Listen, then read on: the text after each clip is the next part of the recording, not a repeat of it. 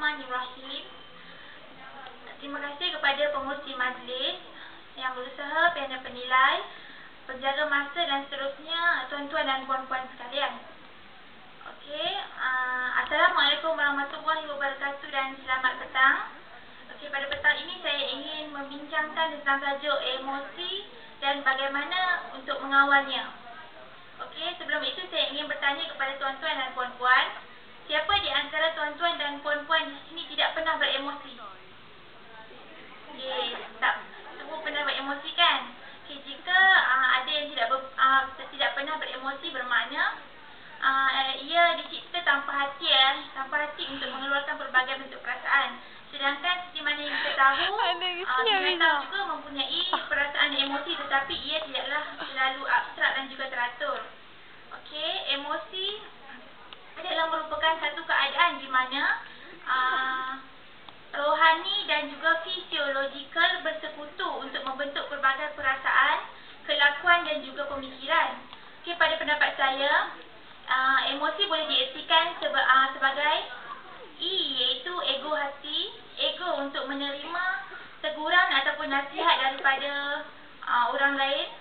M, iaitu magnetik, bersifat magnetik kepada perkara-perkara yang berbentuk kesedihan seperti kematian, kegagalan, putus cinta, masalah rumah tangga seperti penceraian dan lain-lain.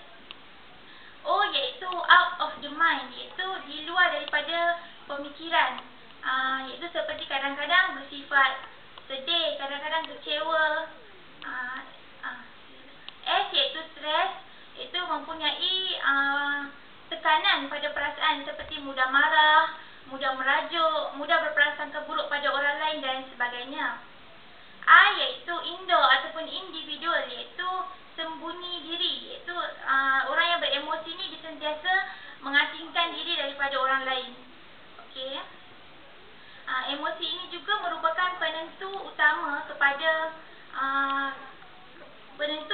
dalam permainan perasaan semula jadi manusia.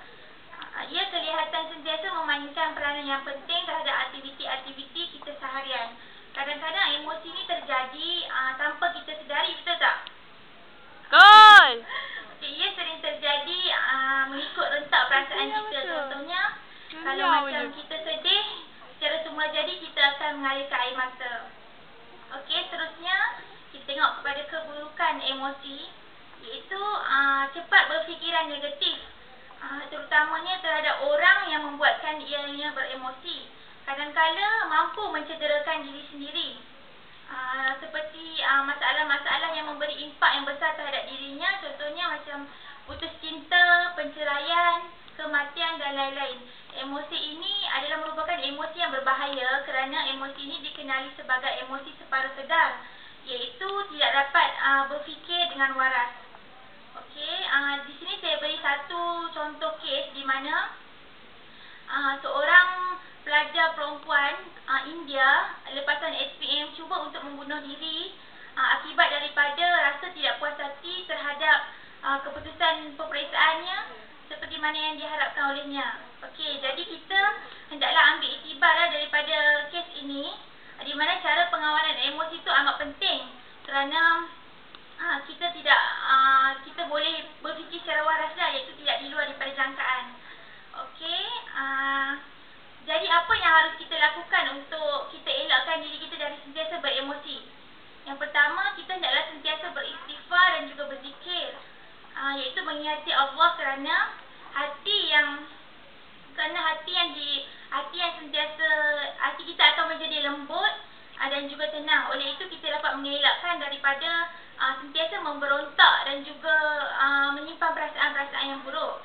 Selain itu, kita hendaklah juga berfikiran positif, iaitu mencari jalan untuk menyelesaikan masalah.